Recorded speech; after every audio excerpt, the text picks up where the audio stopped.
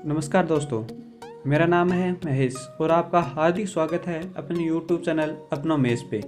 तो फ्रेंड्स, मैं आपके लिए आज कुछ मोस्ट इम्पोर्टेंट 30 क्वेश्चंस लेके आया हूँ जो आपके लगभग हर एग्ज़ाम में मोस्ट इम्पोर्टेंट क्वेश्चन साबित होंगे। और हाँ, आपको भी पता है कि हमारे एग्ज़ाम्स बहुत पास में हैं। और हाँ, क्वेश्चंस अच्छे मोस्ट इम्पोर्टेंट क्वेश्चंस देखने के लिए मेरे चैनल को अपना महेश को ज़रूर सब्सक्राइब करें और लाइक एंड शेयर ज़रूर दें। ठीक है फ्रेंड्स, तो हम अपने समय को बचाते हुए अपना आज का ये वीडियो स्टार्ट करते हैं। तो अपना आज का फर्स्ट क्वेश्चन होगा, अशोक के किस स्थान के अभिलेख को रानी का अभिलेख कहा जाता है? क्या है? अशोक के किस स्थान के अभिलेख को रानी का अभिलेख कहा जाता है? तो इस क्वेश्चन का राइट आंसर होगा फ्रेंड्स बी। क्या होगा? कौशाम्बी अभिलेख इसका राइट आंसर है। ठीक है, तो अपना आज का नेक्स्ट क्वेश्चन होगा, नेक्स्ट क्वेश्चन है, निम्नलिखित में से कौन सा प्रांत मौर्य साम्राज्य से बाहर था? यानी ऐसा कौन सा प्रांत है जो मौर्य साम्राज्य से बाहर था? तो इसका राइट आंसर क्या होगा फ्रेंड्स? इसका राइट आंसर होगा ऑप्शन डी। क्या होगा? ऑप्शन डी इसका राइट आंसर होगा।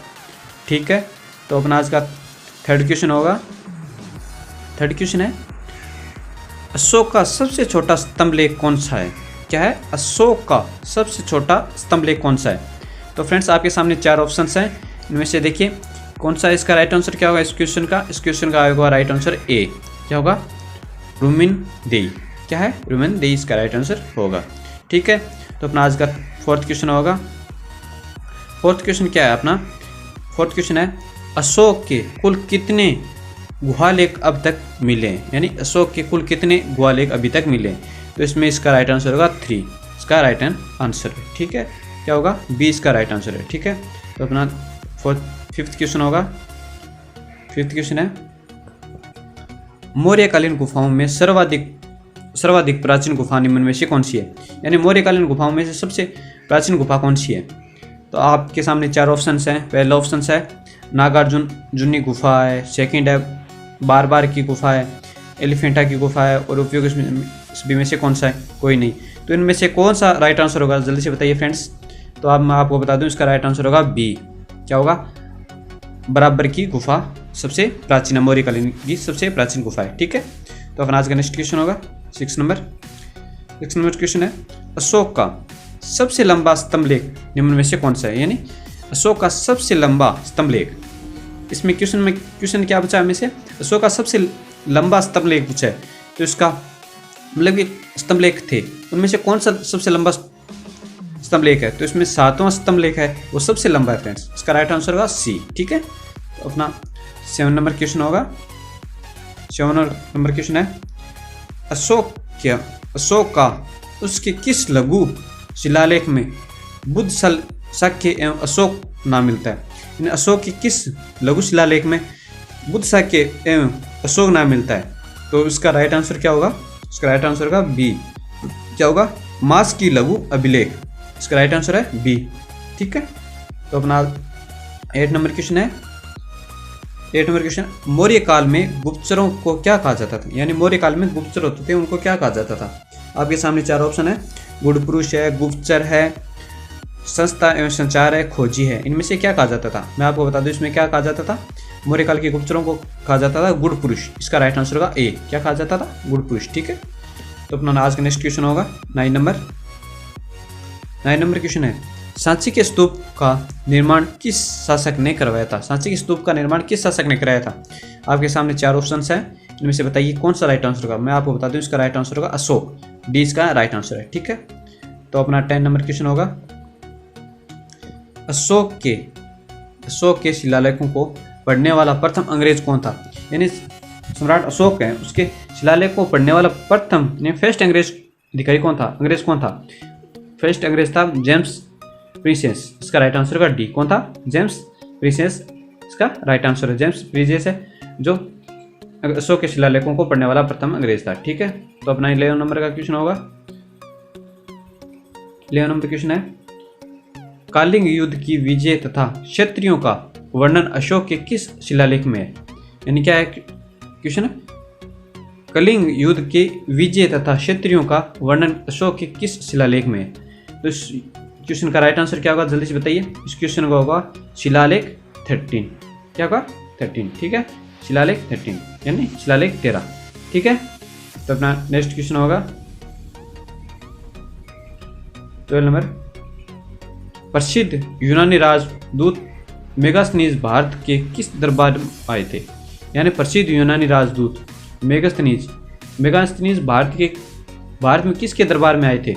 इस क्वेश्चन का राइट आंसर क्या होगा? इस क्वेश्चन का होगा right answer C, Chandragupta Maurya. किसके दरबार में आए थे? चंद्रगुप्त मौर्य के दरबार में आए थे। ठीक है, तो अपना 13 नंबर क्वेश्चन होगा अशोक के अधिकांश अभिलेख किस भाषा व लिपि में है? अशोक के अधिकांश अभिलेख किस भाषा व लिपि में?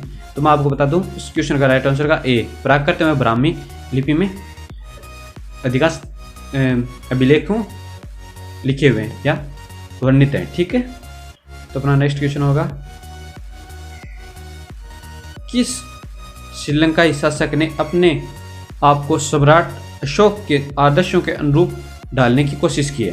यानी कौन सा वह सम्राट शासक था? श्रीलंका शासक ने अपने आप को सम्राट अशोक के आदेशों के अनुसार ढालने की, यानी उनके मार्गदर्शन पे या उनके मार्गदर्शन पर चलने की कोशिश की है।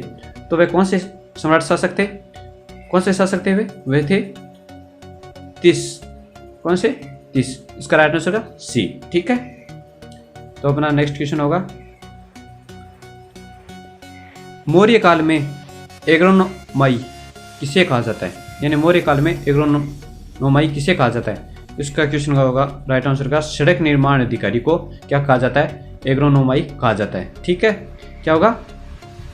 एग्रोनोमाई किसको कहा जाता है? सड़क निर्माण अधिकारी को कहा जाता है। ठीक है, तो अपना नेक्स्ट क्वेश्चन होगा अशोक के बारे में जानने के लिए सबसे महत्वपूर्ण स्रोत है। यानी सम्राट अशोक के बारे में जानने के लिए सबसे महत्वपूर्ण स्रोत क्या है? आपके सामने 4 ऑप्शंस हैं, जिसमें आप देखिए आहत मुद्रा है, शिलालेख है, यूनानी लेख है, बौद्ध साहित्य है। इनमें से मोस्ट इम्पोर्टेंट कौन सा है जो सबसे महत्वपूर्ण है?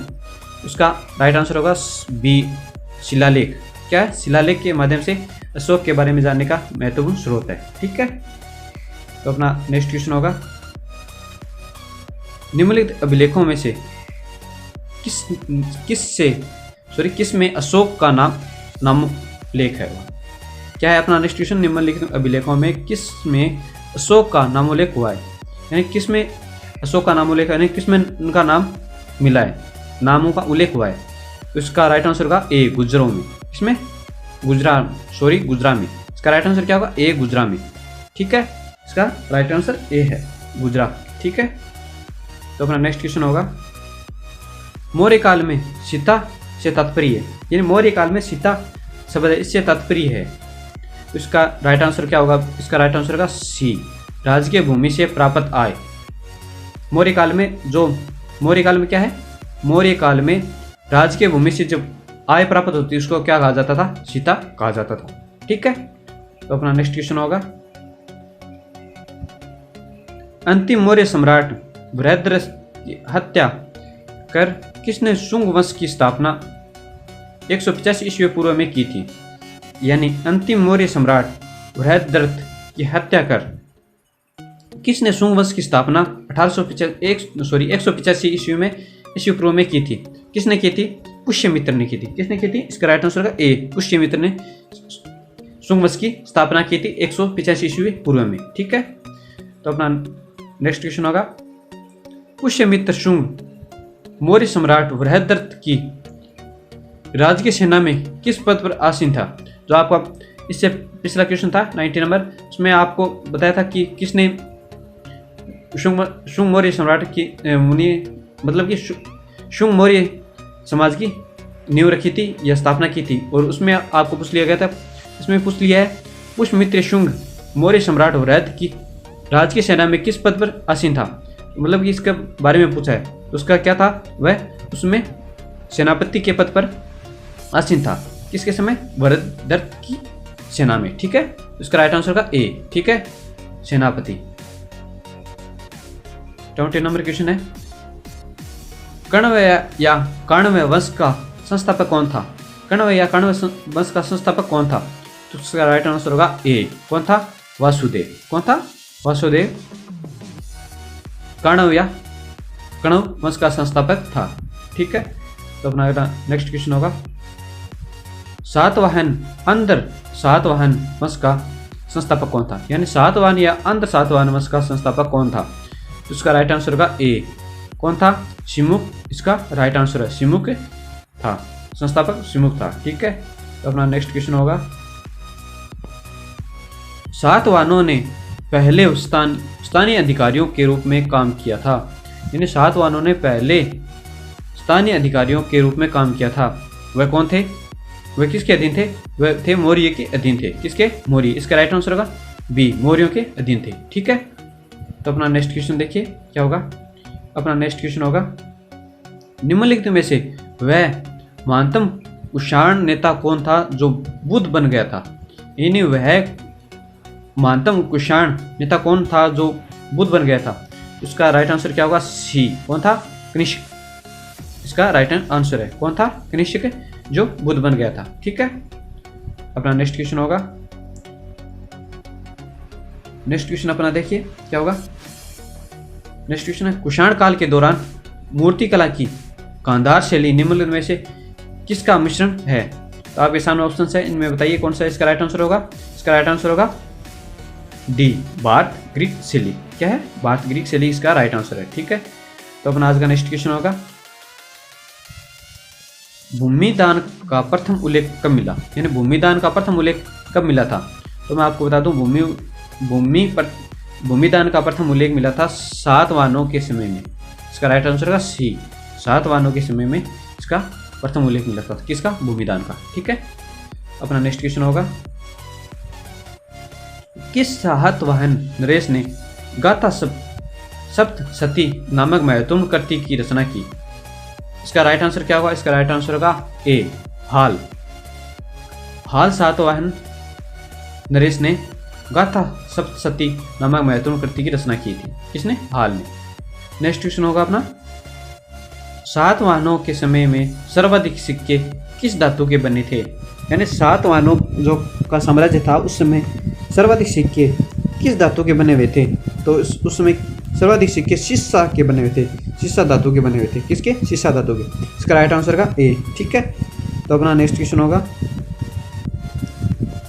नेक्स्ट क्वेश्चन है सातवाहन शासक वशिष्ठिपुत्र पुलुमावी जिसका विवाह संघ महाशस्त्र रुद्रामन की पुत्री से हुआ, वह कौन सी उपाधि धारण की थी।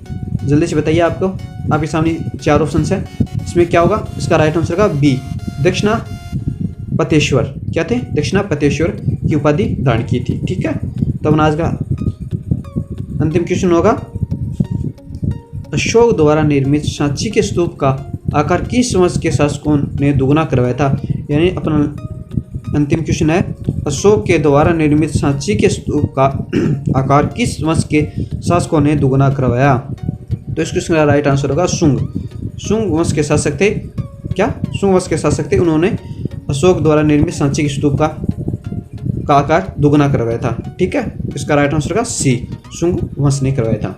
ठीक है फ्रेंड्स, तो मैं आशा करता हूँ आपको मेरा वीडियो कन्फर्मली पूरा समझ में आ गया होगा। तो फ्रेंड्स हम मिलते हैं नेक्स्ट वीडियो के साथ, तब तक के लिए जय हिंद जय भारत।